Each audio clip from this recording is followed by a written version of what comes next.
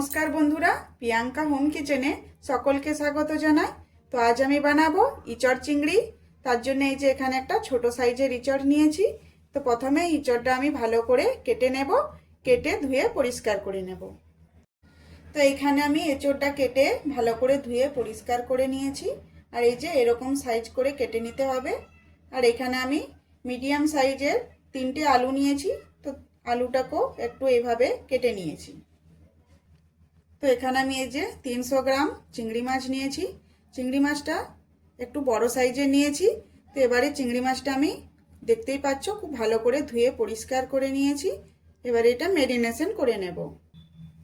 তো ম্যারিনেশন করার জন্য দিয়ে দিচ্ছি নুন, হলুদের গুঁড়ো আর দেব অল্প পরিমাণে সরষের তেল। এবারে হাত দিয়ে ভালো করে মেখে নেব।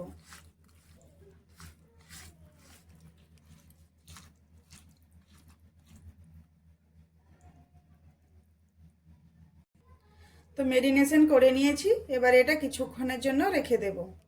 তো এঁচড় চিংড়ি বানানোর জন্য এখানে আমি একটা মশলা তৈরি করে নেব। তার জন্য এখানে দিয়ে দিয়েছি 4টে শুকনো লঙ্কা, ছোট চামচের 1 চামচ দিয়ে দিচ্ছি গোলমরিচ, 1 চামচ ধনে, 1 চামচ গোটা জিরে, অল্প নুন। এবারে এগুলো ভালো করে সেঁকে নেব। তো মশলাগুলো এখানে সেঁকা হয়ে গেছে, নামিয়ে নেব। তো এগুলো ঠান্ডা করে গুঁড়ো করে নেব। তো এখানে পরিমাণ মতো জল নিয়েছি। এবারে এই জলের মধ্যে দিয়ে দেব হলুদের গুঁড়ো, লঙ্কার গুঁড়ো আর দেব নুন। এবারে জলের মধ্যে দিয়ে দেব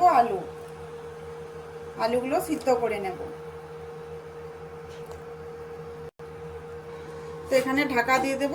আলুটা হাফ বয়েল করব, বেশি সিদ্ধ করব না। তো এই যে এখানে আমি নিয়েছি আদা, রসুন আর কাঁচা লঙ্কা। তো এগুলো মিক্সিতে ভালো করে বেটে নেব। তো আলুটা এখানে আমি সিদ্ধ করে নিয়েছি। এবার এটা তুলে নেব। এবার এই জলের মধ্যে দিয়ে দেব ইঁচড়টাও সিদ্ধ করে নেব। ঢাকা দিয়ে দেব। তো এই যে এখানে আমি আদা, রসুন, কাঁচা লঙ্কা মিক্সিতে বেটে নিয়েছি। তো এখানে আমি মিডিয়াম সাইজের 2টো টমেটো নিয়েছি, ছোট ছোট করে কেটে নিয়েছি। এটা মিক্সিতে ভালো করে বেটে নেব। তো ইঁচড়টা সিদ্ধ হয়ে গেছে। এবার এটাও তুলে নেব।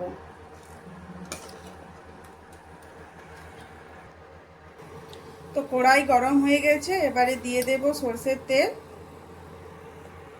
তো তেল গরম হয়ে গেছে। এবার চিংড়ি মাছগুলো ভেজে নেব।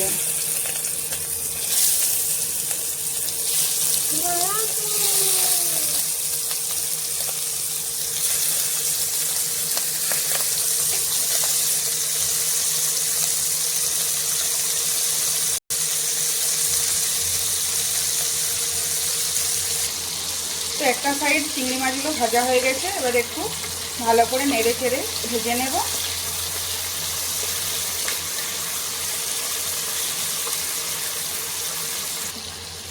তো চিংড়ি মাছটা ভাজা হয়ে গেছে। এবার এটা নামিয়ে নেব। এবার ওই তেলের মধ্যে আলুটা ভেজে নেব। তো আলুগুলো এখানে ভাজা হয়ে গেছে। এবার নামিয়ে নেব। তো এবারে এঁচড়গুলো ভেজে নেব।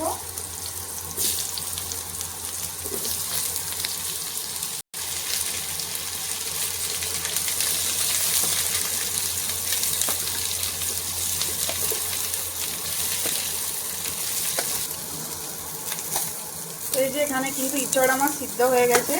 একটু ভালো করে সময় নিয়ে ভেজে নেব, তাহলে কিন্তু ইঁচড় চিংড়িটা খেতে ভালো লাগবে। তো ইঁচড়টা এখানে ভাজা হয়ে গেছে, নামিয়ে নেব। তো ইঁচড়টা রান্না করে নেব। তার জন্য দিয়ে দিলাম 2টো এলাচ, 1 টুকরো দারচিনি, 4টে লং আর দেব 2টো তেজপাতা আর একটা শুকনো লঙ্কা। এবারে দিয়ে দেব পেঁয়াজ কুচি। এখানে আমি 2টো মিডিয়াম সাইজের পেঁয়াজকে লম্বা লম্বা কুচি করে নিয়েছি। তো পেঁয়াজটা ভাজার সময় দিয়ে দেব অল্প নুন। তো পেঁয়াজটা ভেজে নিয়েছি। এবারে দিয়ে দেব আদা, রসুন, কাঁচা লঙ্কা বেটে রেখেছি।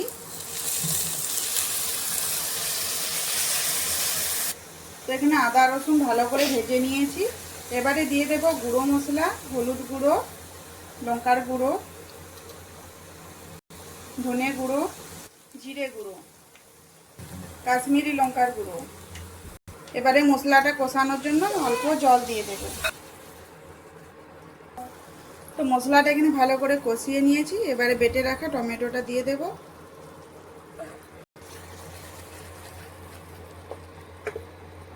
তো এবারে দিয়ে দেব স্বাদ অনুযায়ী নুন আর স্বাদ অনুযায়ী চিনি। এবারে ভালো করে মশলাটা কষিয়ে নেব। তো এই যে দেখো, এখানে কিন্তু মশলাটা খুব ভালো করে কষিয়ে নিয়েছি। মশলার থেকে তেল ছেড়ে দিয়েছে। এবারে এই গ্রেভির মধ্যে দিয়ে দেব ভেজে রাখা ইঁচড় আর ভেজে রাখা আলু। মশলার সাথে খুব ভালো করে মিশিয়ে নেব। এখানে মশলার সাথে ইঁচড় আর আলু ভালো করে আমি কষিয়ে নিয়েছি। এবারে দিয়ে দেব পরিমাণ মতো জল।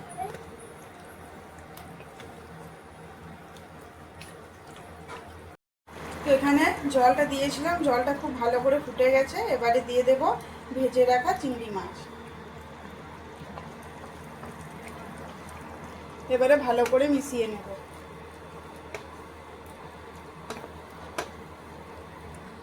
তো এবারে এটা ঢাকা দিয়ে রেখে দেবো কিছুক্ষণের জন্য। তো চলো বন্ধুরা দেখে নিই।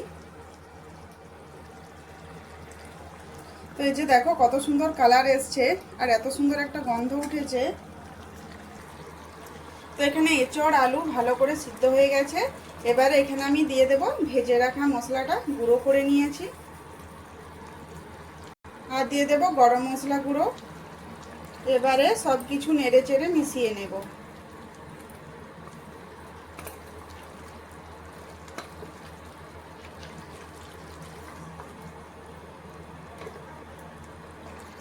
তো মশলাগুলো দিয়ে আমি কিছুক্ষণের জন্য ফুটিয়ে নিয়েছি। তো এবারে এটা রান্নাটা আমার হয়ে গেছে, গ্যাস বন্ধ করে দেব। তো বন্ধুরা, আজকের এই ইঁচড় চিংড়ির রেসিপি কেমন লাগলো অবশ্যই কমেন্ট করে জানাবে। যদি ভালো লেগে থাকে তো আমার চ্যানেলটি সাবস্ক্রাইব করে আমার পাশে থাকবে।